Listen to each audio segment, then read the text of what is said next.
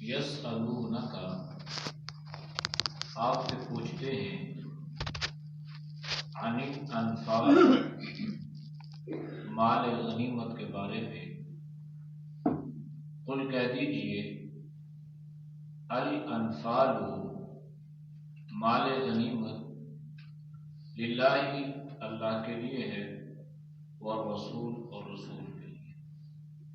فاتقوا اللہ، بس اللہ سے ڈرو، واصلحوا، اور اصلاح کرو یا سلو رکھو، ذات بینکم، آپس میں۔ واطیعوا اللہ، اور کہنا مانو اللہ کا، ورسولہ، اور اس کے رسول کا، ان کنتم مؤمنین، اگر تم ایمان والے ہو۔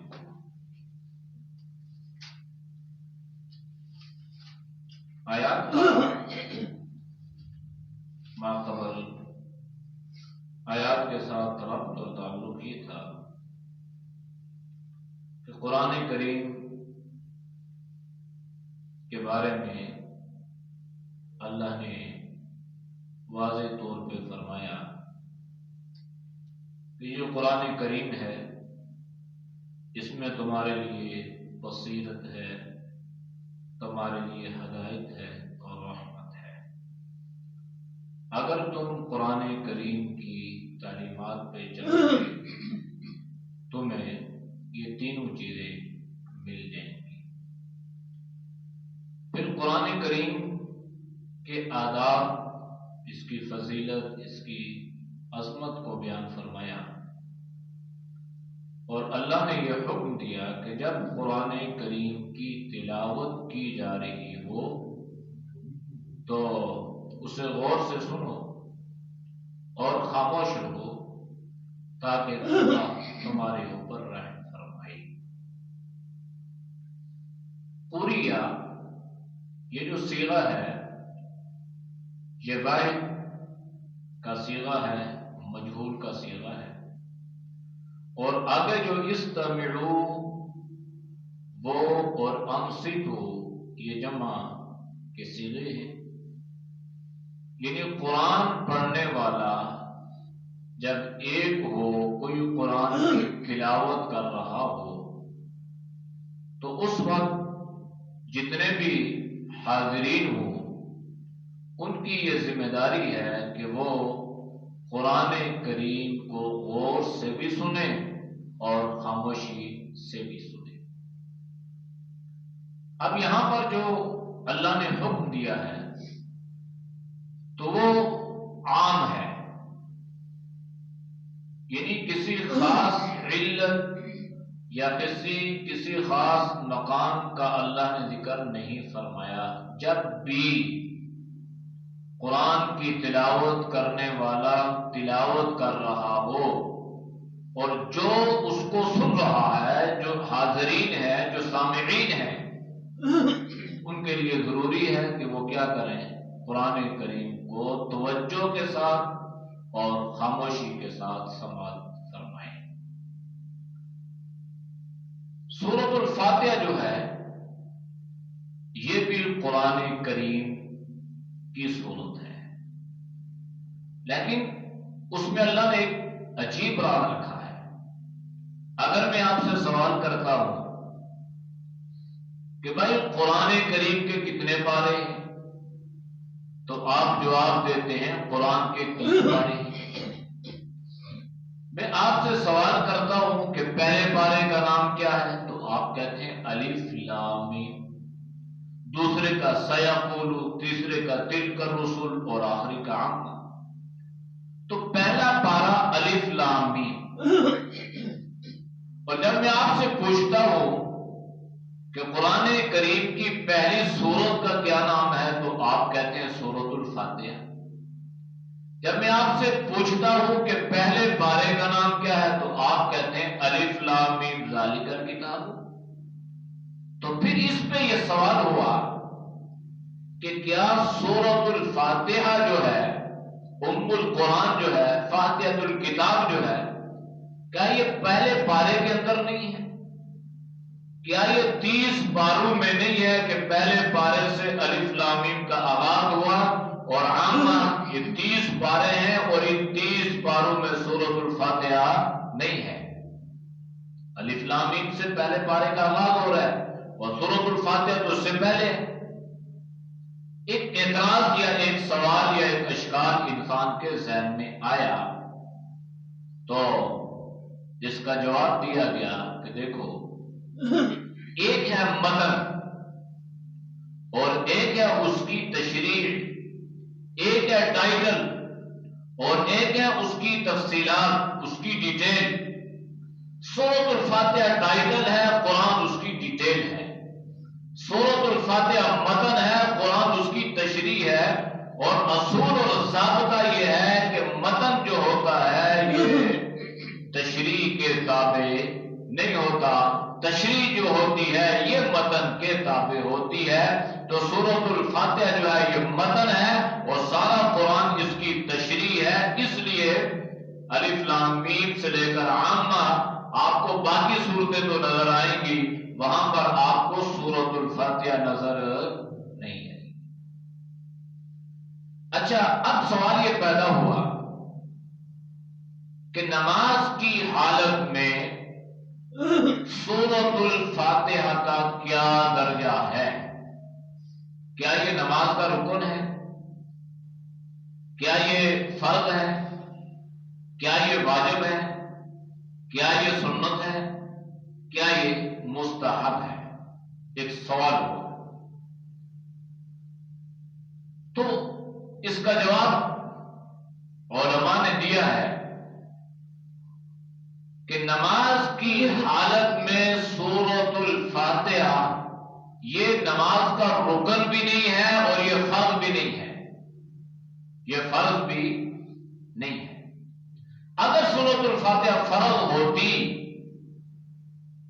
تو ایک مقتدی جو امام کے ساتھ اس حالت میں شریک ہوا کہ امام سورت پڑھ کے رکوع میں جا رہا تھا اور مقتدی آیا اور اس نے امام کے ساتھ شرکت کی اور امام کے ساتھ رکوع میں چلا گیا، اب اگر یہ سورۃ الفاتحہ فرض ہوتی تو یہ اس کی نماز مقتدی کی نہ ہوتی، اس لیے کہ اصول اور ضابطہ یہ ہے کہ مقتدی جب امام کے پیچھے فرض چھوڑ دیتا ہے تو مقتدی کی نماز نہیں ہوتی۔ تو کیا مسئلہ معلوم ہوا کہ یہ تو معلوم ہو گیا احادیث کی روح سے، قرآن کریم کی آیات کی روح سے کہ یہ سورۃ الفاتحہ جو ہے یہ فرض نہیں ہے۔ قرآن کریم کی ایک دو آیات ہیں اور دونوں ایک ہی سورت میں ہے۔ سورۃ المزمل کا آخری رکوع فَاقْرَؤُوا مَا تَيَسَّرَ مِنَ الْقُرْآنِ اور آگے فَاقْرَؤُوا مَا تَيَسَّرَ مِنْ۔ اب یہ جو دو آیات مختلف جز ہیں، ایک آیت ہے اور اس کے دو یہ جز ہیں، اس میں اللہ نے کیا حکم دیا؟ فَاقْرَؤُوا، امر اقرا، اقرأوا بس پڑھیے، پڑھو، ما وہ چیز تیسرا جو آسان ہو، من القرآن قرآن میں سے۔ اور دوسری جگہ بھی اللہ نے یہ فرمایا فَاقْرَؤُوا مَا تَيَسَّرَ مِنَ الْقُرْآنِ کہ قرآن میں سے جو آسان ہو آپ اس کو کیا کریں؟ پڑھ لیں۔ یعنی جو چیز آپ پڑھ سکتے ہو، آپ کے لیے پڑھنے میں آسانی ہو، آپ ایک آیت یا 3 آیات کی باقدر کوئی سورت پڑھ لیں تو آپ کا فرض ادا ہو جائے گا۔ تو معلوم یہ ہوا کہ مطلقاً قراءت کرنا، قرآن کریم کی کوئی سورت یا کوئی آیت پڑھ لینے سے فرض ادا ہو جائے گا۔ یہ تو یہاں تک بات آپ کی سمجھ میں آ گئی ہوگی کہ سورۃ الفاتحہ پڑھنا فرض نہیں ہے، مطلقاً کسی بھی قرآن کریم کی آیت سورت کا پڑھنا یہ کیا ہے؟ فرض ہے۔ نمبر 2، احادیث میں سورۃ الفاتحہ کی پڑھنے کی بڑی تاکید آئی ہے۔ آپ بخاری اٹھائیں، آپ مسلم اٹھائیں، آپ ترمذی اٹھائیں، آپ ابن ماجہ اٹھائیں، آپ نسائی اٹھائیں، مصنف ابن شیبہ اٹھائیں، مصنف ابن رزاق اٹھائیں، موطا امام مالک اٹھائیں، بیہقی اٹھائیں، شعب الایمان اٹھائیں، کنز العمال اٹھائیں، احادیث کی کوئی بھی کتاب اٹھائیں تو وہاں پر ایک حدیث مختلف الفاظ کے ساتھ نظر آئے گی۔ جیسے بخاری شریف جلد اول کی روایت ہے کہ آپ صلی اللہ علیہ وسلم نے فرمایا لا صلاۃ لمن یقرأ بفاتحۃ الکتاب، لا صلاۃ اس کی نماز نہیں ہے جو فاتحہ نہیں پڑھتا۔ یہ بخاری شریف کی روایت ہے۔ مسلم کی روایت میں تھوڑا سا اضافہ ہے، من صلی صلاۃ لمن یقرأ بفاتحۃ الکتاب فصاعدا، اس میں یہ اضافہ ہے، لفظ فصاعدا کا مسلم شریف میں اضافہ ہے، باقی الفاظ جو بخاری شریف کے ہیں وہ بھی اور مسلم شریف کے جو ہیں وہ ملتے ہیں۔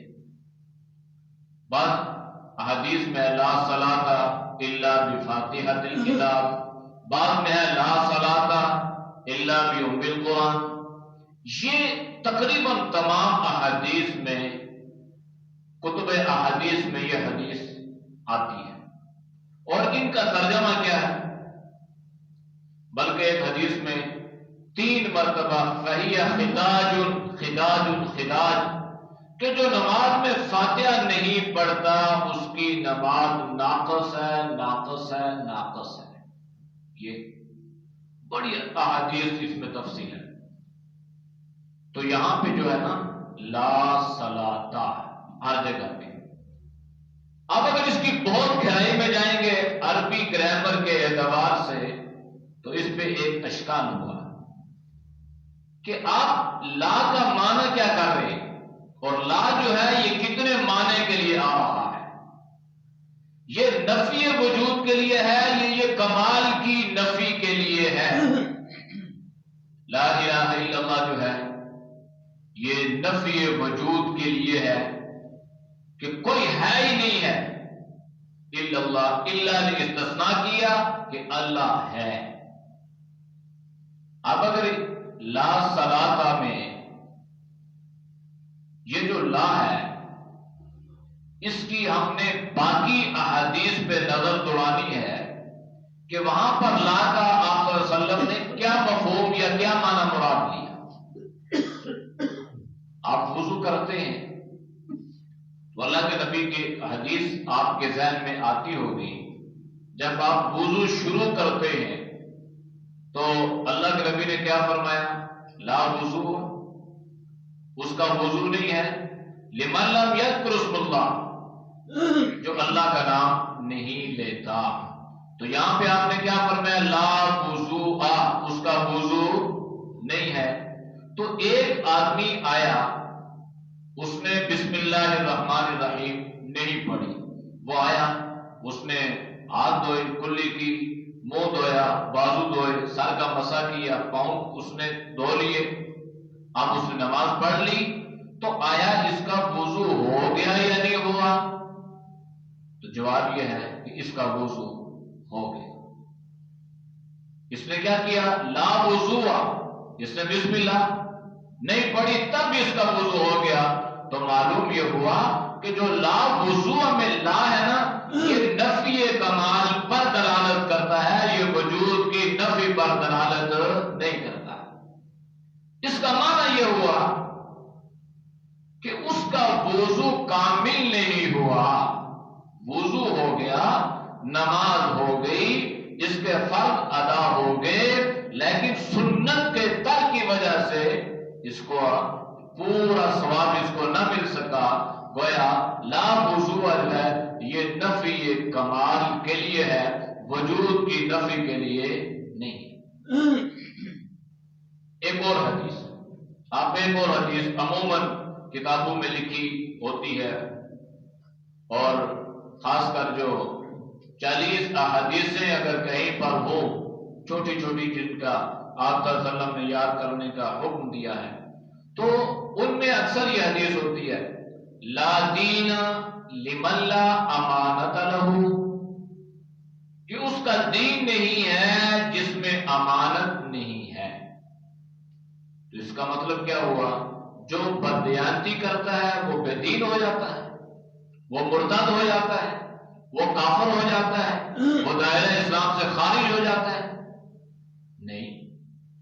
اگر ایک آدمی نے بددیانتی کی ہے، نہ وہ دائرہ اسلام سے خارج ہوا، نہ وہ مرتد ہوگا، نہ وہ کافر ہوگا، تو معلوم یہ ہوا کہ لا دین سے مراد لا جو ہے یہ نفی وجود پہ دلالت نہیں کرتا، بلکہ یہ کمال کی نفی پہ دلالت کر رہا ہے کہ اس کا دین مکمل، یعنی ہے صحیح، بے دین نہیں ہے، کافر نہیں ہوا، لیکن مکمل نہیں ہے۔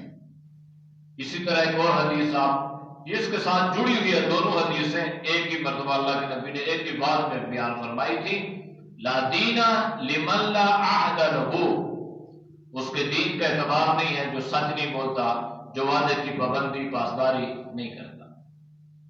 اب ایک آدمی نے جھوٹ بولا، وعدہ خلافی کی، تو آپ اسے کیا کہیں گے؟ آپ تم کافر ہو گئے ہو۔ آپ اسے کیا کہیں گے؟ تم بے دین ہو گئے ہو۔ آپ اسے کیا کہیں گے؟ تم مرتد ہو گئے ہو۔ نہیں، وہ مرتد بھی نہیں ہوا، وہ بے دین بھی نہیں ہوا، اور وہ کافر بھی نہیں ہوا۔ تو معلوم یہ ہوا کہ یہاں لا جو ہے یہ وجود کی نفی پر دلالت نہیں کر رہا، بلکہ یہ کمال نفی پر دلالت کر رہا ہے۔ تو یہ تین باتیں میں نے آپ کے سامنے بیان کی ہیں۔ تو لا صلاۃ الا بفاتحۃ الکتاب۔ اب سوال اگلا یہ ہوا کہ نماز کی حالت میں یہ جو روایات ہے نا، ان احادیث کی روشنی میں سورۃ الفاتحہ کا پڑھنا وجوب کا درجہ اختیار کر گیا، یعنی یہ کیا ہو گئی؟ واجب ہو گئی۔ اب کوئی آدمی بھی دنیا میں اس کا خلاف نہیں ہے کہ جو سورۃ الفاتحہ کے وجوب کے خلاف ہو اور وہ یہ کہتا ہو کہ سورۃ الفاتحہ واجب نہیں۔ سارے ائمہ بھی کہتے ہیں، سارے محدثین بھی کہتے ہیں، اور سارے فقہاء نے اس بات کو تسلیم کیا ہے کہ کیا چیز؟ نماز میں سورۃ الفاتحہ کا پڑھنا، بلکہ ہر رکعت میں پڑھنا، یہ کیا ہے؟ واجب ہے۔ یہ بات بھی زیر بحث نہیں ہے۔ جو عمومی طور پر بات زیر بحث آتی ہے وہ ہے سورۃ الفاتحہ امام کے پیچھے پڑھنا، جس کو ہم اپنے الفاظ میں قراءت خلف الامام کہتے ہیں، کہ امام کے پیچھے مقتدی۔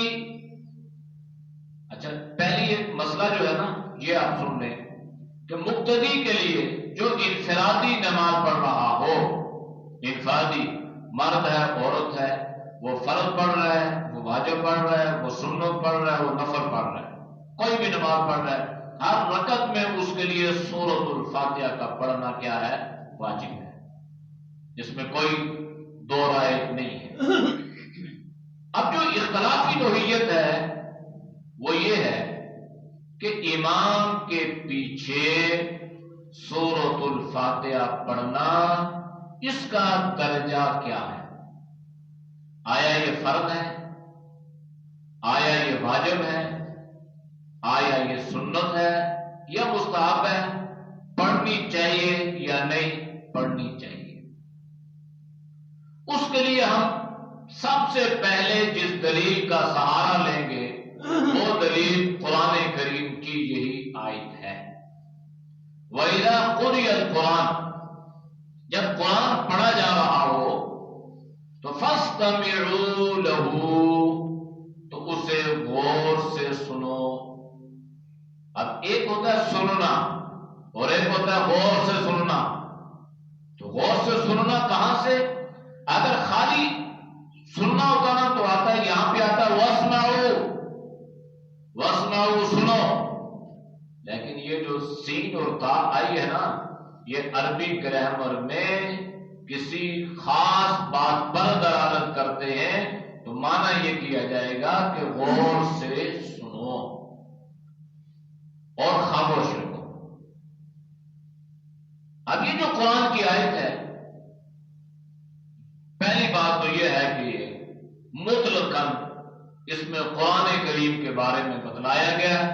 اب اس میں یہ تخصیص نہیں ہوئی کہ کوئی آدمی نماز کی حالت میں قرآن پڑھ رہا ہو یا غیر نماز کی حالت میں قرآن پڑھ رہا ہو یا کہیں پر بھی وہ قرآن کی تلاوت کر رہا ہو، اس میں کوئی تخصیص نہیں ہے۔ یہ بالعموم ہے، یہ عام حکم ہے کہ جب بھی کوئی قرآن پڑھنے والا قرآن کی تلاوت کر رہا ہو اور کوئی سننے والا وہاں پر موجود ہو تو اسے چاہیے کہ وہ کیا کرے؟ غور سے سنے۔ اب ایک آدمی امام نماز کی حالت میں قرات کر رہا ہے تو غور سے سننا تب ممکن ہوگا نا جب وہ پوری توجہ کے ساتھ کان ادھر لگائے گا۔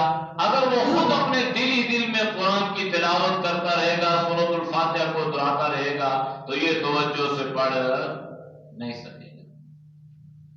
اب یہ جو آیت ہے نا، آپ ہم اس آیت کے بارے میں، اس کے شان نزول کے بارے میں، اس کے پس منظر کے بارے میں ذرا غور و فکر کرتے ہیں، اس کا سیاق و سباق دیکھتے ہیں اور مفسرین کی رائے دیکھتے ہیں کہ قرآن کریم کی یہ جو آیت ہے یہ کس بارے میں نازل ہوئی ہے۔ تو حضرت عبداللہ بن عباس، حضرت عبداللہ بن مسعود اور حضرت عبداللہ بن عمر رضوان اللہ علیہ اجمعین، ثلاثہ عباد اللہ، ان کو بہت جگہوں پہ بڑی فوقیت حاصل ہے۔ اور اللہ کے نبی نے حضرت ابن عباس رضی اللہ تعالی عنہ یعنی حضرت عبداللہ کو، جو آپ کے چچا زاد بھائی تھے، ان کے لیے آپ نے دعا فرمائی تھی، اللہم فسرہ عبداللہ ابن عباس، اے اللہ عبداللہ ابن عباس کو مفسر بنا دے۔ اللہ نے آپ صلی اللہ علیہ وسلم کی دعا حضرت عبداللہ بن عباس کے حق میں قبول فرمائی اور حضرت عبداللہ بن عباس کو اللہ نے مفسر قرآن بنا دیا۔ پھر خود اللہ کے نبی نے فرمایا کہ میری امت کا سب سے بڑا مفسر عبداللہ بن عباس ہے۔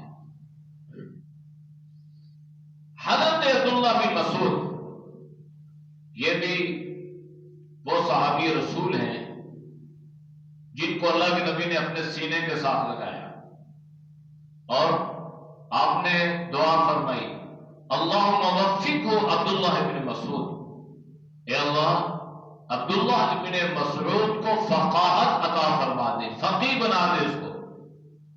اللہ نے جناب نبی کریم صلی اللہ علیہ وسلم کی دعا کو شرف قبولیت عطا فرمایا اور پھر اللہ کے نبی نے خود ارشاد فرمایا کہ میری امت کا سب سے بڑا فقیہ عبداللہ بن مسعود ہے۔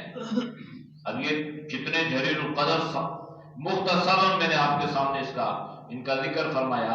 تو حضرت عبداللہ بن عباس، حضرت عبداللہ بن عمر، حضرت عبداللہ بن عباس، حضرت عبداللہ بن مسعود، یہ تینوں عباد اللہ، تینوں صحابہ جلیل القدر صحابی رسول ہیں۔ اور بالخصوص تفسیر ابن عباس میں حضرت عبداللہ بن عباس فرماتے ہیں کہ یہ آیت نماز کی حالت کے بارے میں نازل ہوئی۔ نماز کی حالت میں جب قرآن پڑھا جا رہا ہو خاموش رہو۔ اب وہ اس پر ایک دلیل دیتے ہیں۔ دلیل انہوں نے یہ دی کہ نبی کریم صلی اللہ علیہ وسلم نماز پڑھا رہے تھے، اور یہ بھی آپ کے ذہن میں رہے نا، نماز کے جو احکامات ہیں نا یہ فی الفور ایک ہی طرح کے نہیں ہو گئے، ان میں آہستہ آہستہ بتدریج اس میں ان کی اصلاح ہوتی چلی گئی۔ پہلے نماز کی حالت میں سلام کا جواب دینا بھی جائز تھا، آگے آ جاؤ، پیچھے چلے جاؤ، ادھر ہو جاؤ، ادھر ہو جاؤ، اتنی بات چیت کرنے کی اجازت بھی تھی۔ لیکن اللہ نے منع فرمایا۔ تو حضرت عبداللہ بن عباس فرماتے ہیں کہ نبی کریم صلی اللہ علیہ وسلم آپ نے نماز پڑھائی، تو آپ جب نماز پڑھا رہے تھے تو آپ کے پیچھے صحابہ کرام میں سے بعض صحابہ جو ہے یہ سورۃ الفاتحہ یا قرآن کی کوئی آیت پڑھ رہے تھے۔ ان کے پڑھنے کی وجہ سے آپ صلی اللہ علیہ وسلم کی قرات میں خلل واقع ہوا، کوئی آپ کو مشکلات پیش آئی، دقت پیش آئی، کوئی گڑبڑ پیدا ہوئی۔ نبی علیہ السلام نے سلام پھیرا، آپ نے مقتدیوں کی طرف رخ کیا اور آپ نے پوچھا بھائی کیا کر رہے ہو؟ صاحب سورۃ فاتحہ پڑھ رہے ہیں۔ تو آپ صلی اللہ علیہ وسلم نے فرمایا کیا آپ نے قرآن کریم کی اس آیت کو نہیں سنا؟ وَإِذَا قُرِئَ الْقُرْآنُ فَاسْتَمِعُوا لَهُ وَأَنصِتُوا لَعَلَّكُمْ تُرْحَمُونَ۔ جب قرآن کریم کی تلاوت کی جا رہی ہو تو پھر اس کو خاموشی کے ساتھ، توجہ کے ساتھ کان لگا کر سنو اور خاموش رہو تاکہ تمہارے اوپر رحم کیا جائے۔ اس کی اتنی تفصیلات ہیں کہ ایک بہترین رسالہ اس میں مرتب کیا جا سکتا ہے اور تفصیلات جو ہیں یہ بیان کی جا سکتی ہیں، لیکن جب بات سمجھ میں آئے تو ایک بات بھی سمجھ آ سکتی ہے، اور جب بات دلائل سمجھ میں نہ آئے تو 40 دلائل بھی سامنے رکھ دو، بات سمجھ میں نہیں آئے۔ اب اس میں بہت لمبے چوڑے مناظرے بھی ہوتے ہیں، بحث و مباحثہ بھی ہوتا ہے، تو سوال یہ ہوتا ہے کہ بھائی کوئی ایسی حدیث بتائیں جس میں یہ ذکر ہو کہ جس نے امام کے پیچھے مطلقاً قرات کا تو ذکر ہے نا، آپ نماز پڑھتے ہیں تو آپ فاتحہ پڑھتے ہیں۔ ابھی ہم نے عشاء کی نماز پڑھی تو میں نے سورۃ الفاتحہ پڑھ لی نا، تو میں نے حدیث پہ عمل کر لیا۔ اللہ کے نبی نے فرمایا الامام ضامن، امام کیا ہے؟ ضامن۔ جب میں نے آپ کی نماز کی ذمہ جو ہے یہ میرے سامنے، اگر آپ میرے پیچھے فرض ارکان ادا کرتے رہیں گے، آپ بالکل خاموش رہیں، نہ آپ ثنا پڑھیں، نہ تکبیرات پڑھیں، نہ تشہد پڑھیں، نہ آپ فاتحہ پڑھیں، نہ آپ قرآن کریم کی کوئی، آپ بس میرے پیچھے رکوع سجود کرتے جائیں، تب بھی آپ کی نماز ہو جائے گی۔ امام کے پیچھے اگر فرض ادا کر لیا تو مقتدی کی نماز ہو جاتی ہے۔ ہاں آپ انفرادی طور پہ نماز پڑھیں گے، آپ نے فرض چھوڑ دیا یا آپ نے واجب چھوڑ دیا اور آپ نے سجدہ سہو نہ کیا تو نماز واجب الاعادہ ہوگی۔ تو اس لیے یہ کوئی اتنا لمبا چوڑا مسئلہ بھی نہیں ہے جس کو نزاع کا یا اختلاف کا یا فرقہ واریت کا یا تعصب کا ذریعہ بنا دیا جائے اور یہ الزام لگایا جائے کہ جو آپ نماز پڑھتے ہیں تمہاری تو نماز بھی نہیں ہوتی۔ کیوں بھائی؟ آپ نے امام کے پیچھے نماز پڑھی؟ جی پڑھی۔ آپ نے فاتحہ نہیں پڑھی؟ جی میں نے تو نہیں پڑھی، میں نے تو امام کی فاتحہ کو غور سے سنا ہے، آپ کی نماز ہی نہیں ہوئی۔ کیوں جی نہیں ہوئی؟ تو فوراً حدیث بخاری شریف سامنے آ جائے گی، لا صلاۃ۔ اچھا، امام بخاری رحمۃ اللہ علیہ کے دو جلیل القدر اساتذہ ہیں اور ان کی دونوں کی کتابیں ہیں، ایک کا نام ہے مصنف ابن رزاق، یہ امام بخاری کے استاد ہیں، اور ایک کا نام ہے مصنف ابن شیبہ، یہ بھی امام بخاری رحمۃ اللہ علیہ کے استاد ہیں، اور انہوں نے امام کے پیچھے جہرن یا سرن، امام جاری نماز پڑھا رہا ہو یا سری نماز پڑھا رہا ہو، انہوں نے سختی سے منع کیا ہے کہ جب امام قرات کر رہا ہو، وہ جہرن ہو، وہ سرن ہو، وہ پہلی دو رکھتے ہو، وہ آخری دو رکھتے ہو، مقتدی کے لیے لازمی ہے کہ خاموشی کے ساتھ امام کے پیچھے کھڑا رہے۔ تفسیر ابن کثیر، تفسیر کبیر، امام راضی رحمت اللہ علیہ، فتاوی ابن تیمیہ، ابن تیمیہ جو تھے نا یہ بلا کے عالم تھے، بلا کے، اور آج کل ان کا فتاوی جو ہے کئی جلدوں میں بہت مشہور ہے، فتاوی ابن تیمیہ رحمۃ اللہ علیہ، اور بڑی سختیاں بھی آئی امام ابن تیمیہ رحمۃ اللہ علیہ پہ، اور بڑے جلیل القدر قسم کے وہ عالم دین اور فقیہ تھے وہ تابعی، اتنا مقام اور مرتبہ۔ تو فتاوی ابن تیمیہ میں حضرت امام ابن تیمیہ رحمۃ اللہ علیہ نے اس کے بارے میں لکھا ہے کہ امام جہرن نماز پڑھا رہا ہو یا سرن، یعنی اونچی آواز سے قرات کر رہا ہو یا آہستہ آواز میں، تو مقتدی کیا کرے؟ خاموشی کے ساتھ اس کے پیچھے کھڑا رہے۔ اب یہ کوئی ایسی بات نہیں ہے کہ آج کوئی آدمی امام ابن تیمیہ سے بڑا محقق یا بڑا عالم دین یا بڑا فقیہ یا بڑا تہجد گزار، اللہ نے ان کو جو مقام اور مرتبہ عطا فرمایا وہ ہمارے جیسا آدمی سوچ بھی نہیں سکتا۔ اللہ نے ان کو جو فقاہت عطا فرمائی، لہذا انہوں نے دین پہ تحقیق کی ہے، اور پوری تحقیق کے ساتھ جو دین اللہ نے ہمیں عطا فرمایا، جو نماز اللہ نے ہمیں عطا فرمائی، اس نماز میں کسی قسم کا کوئی شک اور شبہ نہیں۔ کبھی بھی آپ کسی بھی احساس محرومی کا شکار مت ہوں۔ اتنے دلائل ہیں کہ اگر آپ ان دلائل کو پڑھیں تو آپ حیران ہوں گے کہ اس کے باوجود اختلاف کیے جا رہے ہیں۔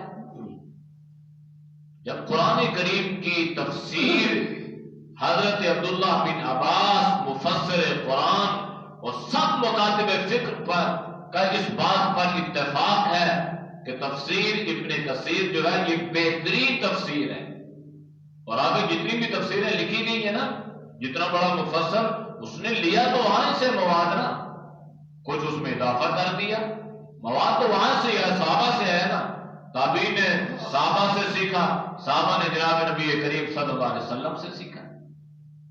اس لیے جو ہے مختصر خلاصہ یہ ہے کہ یہ بات بالکل درست ہے، اور دلائل کی دنیا میں روز روشن کی طرح عیاں ہے کہ جب امام قرات کر رہا ہو تو پھر اس کے پیچھے فاتحہ پڑھنے کی ضرورت نہیں ہے، آپ خاموشی کے ساتھ توجہ کے ساتھ اس کی فاتحہ کو سنیں، آپ کی نماز کا ضامن جو ہے وہ آپ کا امام ہے۔ اب اس پہ دلائل کی دنیا میں اگر آدمی جائے تو بڑے بڑے نام اس میں آتے ہیں، جلیل القدر صحابہ ان کے نام اس میں آتے ہیں کہ جو اس بات کے قائل تھے کہ نماز کی حالت میں مقتدی کے لیے ضروری ہے کہ وہ خاموشی کے ساتھ کھڑا رہے۔ انفرادی طور پہ نماز کوئی بھی پڑھے اس کے لیے فاتحہ پڑھنا واجب ہے، رکن پھر بھی نہیں ہے۔ اگر بھول گیا سجدہ سہو سے نماز ہو جائے گی، اور اگر فرض چھوٹ جائے تو سجدہ سہو سے تو نہیں ہوتی نا، تو اس کا مطلب ہے یہ واجب ہے۔ یہ بھی اس کی ایک اہمیت ہے، اس کی ایک عظمت ہے، جس کو ام القرآن فاتحۃ الکتاب کہا گیا۔ تو مختصراً یہ کہ قرآن کریم کی یہ جو آیت ہے اس میں اللہ نے عام حکم دے دیا کہ مقتدی ہو، انفرادی طور پہ نماز پڑھ رہا ہو، کہیں پر وہ قرآن کریم کی تلاوت کو سن رہا ہو، اچھا وہ ریڈیو سے ہو، وہ ٹی وی سے ہو، وہ موبائل سے ہو، وہ کوئی سنانے والا کسی کو سنا رہا ہو، اور بعضوں نے لکھا ہے کہ اس میں عیدین کے خطبے بھی شامل ہیں، جب امام عید کا خطبہ دے رہا ہو تو پھر اس کو بھی خاموشی کے ساتھ اور توجہ کے ساتھ سنو، وہاں بھی قرآن پڑھا جا رہا ہے، یا جہاں بھی قرآن کریم کی تلاوت کی جا رہی ہو اس کو کیا کیا جائے؟ خاموشی اور توجہ کے ساتھ سنا جائے۔ امام جہری نماز پڑھ رہا ہو تب تو بالکل خاموشی، اور سرن اگر پڑھ رہا ہو تب بھی۔ اور سوال یہ ہوا اگر کوئی پڑھ لے تو جواب یہ ہے لا باس فی، اس میں کوئی حرج نہیں ہے۔ تو بہتر جو علماء نے لکھا ہے کہ اس کو نزاع کا یا اختلاف کا جھگڑا نہ بنایا جائے، جو آدمی جس انداز سے نماز پڑھ رہا ہے اگر وہ اپنی نماز پر مطمئن ہے تو ٹھیک ہے، درست ہے، اب اس کو چھیڑ چھاڑ کرنا یہ مناسب نہیں ہے، اور ہمیں بھی اسی چیز کا درس دیا جاتا ہے۔ آگے سورۃ الانفال انشاءاللہ تعالی اس کو شروع کریں گے۔ الحمدللہ رب العالمین والعاقبۃ للمتقین والصلاۃ والسلام علی خیر خلقہ محمد وعلی آلہ وصحبہ اجمعین۔ یا اللہ ہم سب کے صغیر کبیرہ گناہوں کو معاف فرما، گناہوں سے حفاظت فرما، نیک اعمال کی توفیق نصیب فرما۔ یا اللہ برے اعمال سے، برے خیالات سے، بری صحبتوں سے اللہ تو ہم سب کی حفاظت فرما۔ یا اللہ صحیح دین سمجھنے سمجھانے کی توفیق نصیب فرما، حق بات پر عمل کی توفیق نصیب فرما، شریر لوگوں سے، شر سے اللہ تو پوری امت کی حفاظت فرما۔ صلی اللہ تعالی علی نبی الامی وعلی آلہ وصحبہ اجمعین برحمتک یا